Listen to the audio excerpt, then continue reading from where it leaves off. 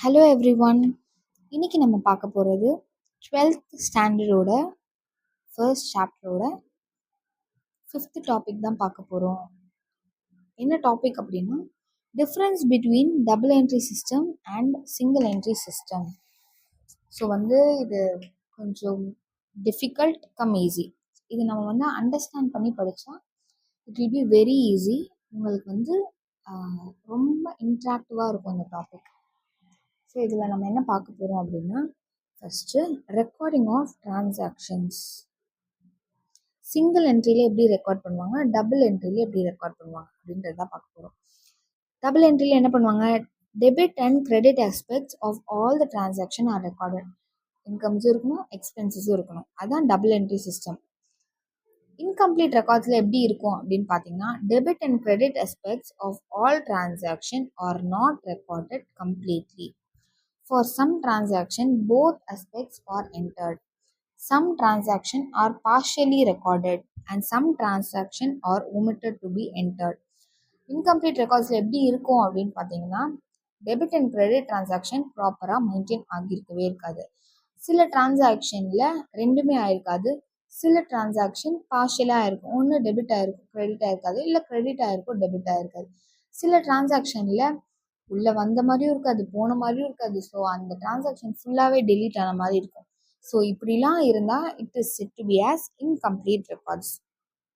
Next topic type of accounts maintain. என்னென்ன type of அக்கௌண்ட்ஸ்லாம் maintain பண்ணுவாங்க இந்த ரெக்கார்ட்ஸை மெயின்டைன் பண்ணுறதுக்கு அப்படின்னு பார்த்தோம்னா டபுள் என்ட்ரி சிஸ்டமில் personal, real, nominal accounts are maintain fully. பர்சனலும் மெயின்டைன் பண்ணணும், ரியல் அக்கௌண்ட்டும் மெயின்டைன் பண்ணணும், நாமினல் அக்கௌண்ட்டும் மெயின்டைன் பண்ணியிருக்கணும். எதில் அப்படின்னு பார்த்தீங்கன்னா டபுள் என்ட்ரி சிஸ்டமில். இப்போ இன்கம்ப்ளீட் ரெக்கார்ட்ஸில் எப்படி இருக்கும் அப்படின்னு பார்த்தீங்கன்னா in general only personal and cash accounts are maintain fully. Personal அக்கௌண்ட்டும் கேஷ் அக்கௌண்ட்டும் ஃபுல்லாக மெயின்டைன் பண்ணியிருப்பாங்க. Real and nominal accounts are not maintained fully. ரியலும் நாமினலும் ப்ராப்பராக மெயின்டைன் பண்ணியிருக்க மாட்டாங்க. So only personal accounts and cash accounts are maintained fully. Real and nominal accounts are not maintained fully. So next பார்க்க போகிறது third topic preparation of trial balance. So trial balance prepare பண்ணுறதுக்கு double entry சிஸ்டமில் என்னென்ன பண்ணுவாங்க, single entry சிஸ்டமில் என்னென்ன பண்ணுவாங்கன்னு பார்க்க போகிறோம். ஸோ டபுள் என்ட்ரி சிஸ்டமில் trial balance can be prepared to check the arithmetical accuracy of the entries made in books of accounts. Arithmetical accuracy are made in the books of accounts. எப்போ ஒரு trial பேலன்ஸில் ப்ராப்பராக maintain ஆன அக்யூரஸியோட உள்ள என்ட்ரிஸும் books of அக்கௌண்ட்ஸும் maintain பண்ணுறாங்களோ அப்போ தான் preparation of trial balance in double entry சிஸ்டமில் என்ட்ரி பண்ணுவோம். இன்கம்ப்ளீட் ரெக்கார்ட்ஸில் எப்படி ட்ரையல் பேலன்ஸ் ப்ரிப்பேர் பண்ணுவாங்க அப்படின்னா it is difficult to prepare the trial balance to check arithmetical accuracy of entries made in the books of accounts as the accounts are incomplete. ஏன் இது அக்யூரேட்டாக இல்லை அப்படின்னா ஏன்னா நம்ம இன்கம்ப்ளீட்டாக ரெக்கார்ட்ஸ் மெயின்டைன் பண்ணும்போது என்ன ஆகும் அப்படின்னா ட்ரையல் பேலன்ஸை கரெக்டாக அக்யூரேசியோட ப்ராஃபிட் டிரைவ் பண்ணி நம்மளால் போடவே முடியாது. ஸோ இது ரொம்ப டிஃபிகல்ட்டான ஒரு process.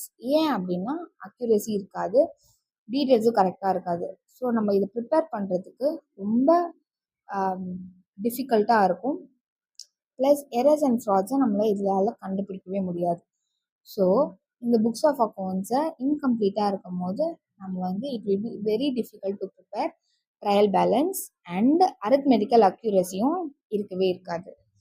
So next fourth point determination of true profit or loss. So determination of true profit or லாஸில் trading and profit account can be prepared to find out the true profit or loss. Trading and பிஎன்எல்ல போட்டாலே நம்மளுக்கு அதுலேருந்து என்ன ஆகும் அப்படின்னா true ப்ராஃபிட்டை நம்ம கண்டுபிடிச்சிருவோம். இதே இன்கம்ப்ளீட் ரெக்கார்ட்ஸில் எப்படி கண்டுபிடிப்போம் அப்படின்னா trading and profit and loss account cannot be prepared with accuracy as incomplete information is not available and hence profit or loss found out may not be accurate. Trading and profit and loss அக்கௌண்ட்டில் நமக்கு இது incomplete records வச்சு போடும்போது அதில் accuracy இருக்காது, அந்த information கம்ப்ளீட்டாக இருக்காது. அப்புறம் profit and loss found out may be accurate. பர்ஃபெக்டான ஒரு ப்ராஃபிட் ரேஷியோ இருக்காது. ஒருவேளை ப்ராஃபிட் அதுக்கு மேலேயும் இருந்திருக்கலாம், ப்ராஃபிட் அதுக்கு கீழேயும் இருந்திருக்கலாம். நம்மளால அக்யூரேட்டாக எதுதான் நம்ம ப்ராஃபிட்னு டிரைவ் பண்ண முடியாது because of not maintaining of books of accounts. So next நம்ம பார்க்க போகிற டாபிக் என்ன அப்படின்னா determination of financial positions. So financial பொசிஷன்னா என்ன?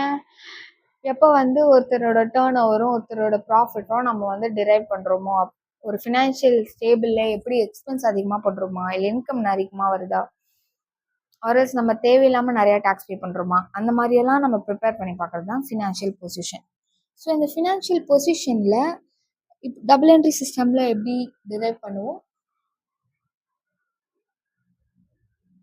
இன்கம்ப்ளீட் ரெக்கார்ட்ஸில் எப்படி டிரைவ் பண்ணுவோம் அப்படின்னு பார்க்க போகிறோம். So balance sheet can be prepare to know the financial position. Balance sheet prepare பண்ணால் மட்டும் போதும் நம்மளோட ஃபினான்ஷியல் பொசிஷன் தெரிஞ்சுக்க. இது எதில் அப்படின்னு பார்த்தீங்கன்னா டபுள் என்ட்ரி சிஸ்டமில். சிங்கிள் என்ட்ரி சிஸ்டமில் balance sheet cannot be prepared with accuracy and true financial positions cannot be ascertained and assets and liabilities are just estimate and incomplete.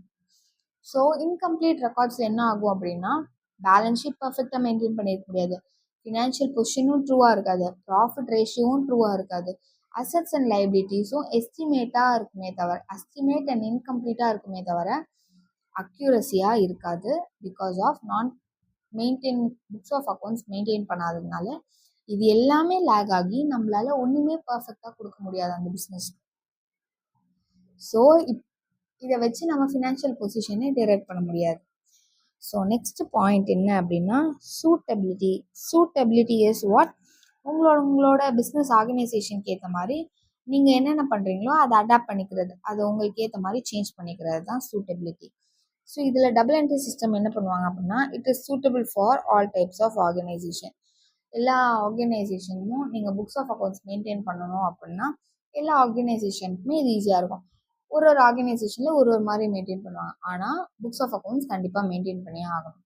இது டபுள் என்ட்ரி சிஸ்டமில் okay. இப்போ சிங்கிள் இன்கம்ப்ளீட் ரெக்கார்ட்ஸ் எப்படி maintain பண்ணுவாங்கன்னா it may be suitable for small sized sole traders and partnership. இது இன்கம்ப்ளீட்டாக வச்சுக்கிறது maybe ஒரு soul ப்ரொப்ரேட்டரோ இல்லை ஒரு பார்ட்னர்ஷிப் ஃபார்முக்கோ ஓகே. பட் மற்றபடி ஒரு பிஸ்னஸாவோ ஒரு ஆர்கனைசேஷனாவோ ஒரு பெரிய ஃபேர்மாவோ இருந்தால் இது கண்டிப்பாக டிரைவ் பண்ணவே முடியாது. Next reliability. ரிலையபிலிட்டி அப்படின்னா டபுள் என்ட்ரி சிஸ்டமில் it is reliable since it is a scientific system of accounting and is based on certain accounting principles. இப்போ ரிலையபிலிட்டி என்ன ஆகும் அப்படின்னா நம்ம புக்ஸை ப்ராப்பராக மெயின்டைன் பண்ணும்போது அதுலேருந்து வர சொல்யூஷன்ஸும் சயின்டிஃபிக் சிஸ்டம் அக்கௌண்ட்ஸும் நம்மளுக்கு ரொம்ப சயின்டிஃபிக்காக அக்யூரஸியாக இருக்கும். ஸோ இப்படி இருக்கும்போது நம்மளோட புக்ஸ் ஆஃப் அக்கௌண்ட்ஸ் நம்ம மெயின்டைன் பண்ணது நம்மளோட ப்ராஃபிட் ரேஷியோ டிரைவ் பண்ணுறதுக்கு ரொம்ப ஹெல்ப்ஃபுல்லாக இருக்கும். ஆனால் இப்போ டபுள் என்ட்ரி சிஸ்டம் ஓகே. இப்போ சிங்கிள் என்ட்ரி சிஸ்டமில் இந்த ரிலையபிலிட்டி நமக்கு மேட்ச் ஆகுது. ஏன்னா நம்ம அக்யூரஸியை நம்ம இதில் மெயின்டைன் பண்ணவே இல்லை. அக்யூரஸி மெயின்டைன் பண்ணாதப்போ இதில் வர டிரான்சாக்ஷன்ஸ் எல்லாமே இன்கம்ப்ளீட்டாக இருக்கும். அது எதுலேருந்து வந்தது எதில் போகுது அப்படின்ற ஒரு அக்யூரஸி நமக்கு கண்ட்ரோலில் இருக்கவே இருக்காது. ஸோ இதான் reliability. So next topic acceptability. So acceptability அப்படின்னா அவங்க ஸ்டேட்மெண்ட் அவங்கவுங்க ஆர்கனைசேஷனுக்கு மாதிரி ஒன்று அக்செப்ட் பண்ணிக்கணும். ஸோ டபுள் என்ட்ரி சிஸ்டமில் accounting records are acceptable to all users including tax authorities and financial institutions. Double entry சிஸ்டமில் அக்கௌண்டிங் ரெக்கார்ட்ஸ் எல்லாமே அக்செப்டபிள் தான்.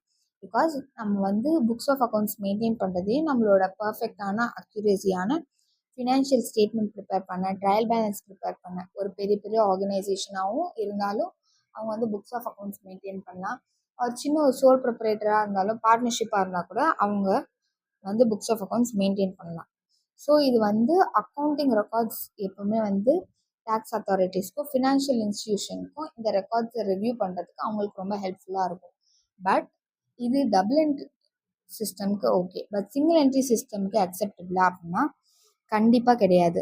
Accounting records may not be acceptable to all users. இந்த accounting principles and ரூல்ஸை நம்ம நார்மலான யூசர்ஸ்க்கு use பண்ண முடியாது because of incomplete of records. So so இதோட இந்த கிளாஸ் முடியுது. நெக்ஸ்ட் டாபிக் வந்து accounts from incomplete records. So இதில் ஏதாவது queries இருந்ததுன்னா கமெண்ட் பண்ணுங்கள். உங்களுக்கு என்ன டவுட்ஸ் இருக்கு அடுத்த வீடியோவில் நான் போஸ்ட் பண்ணுறேன்.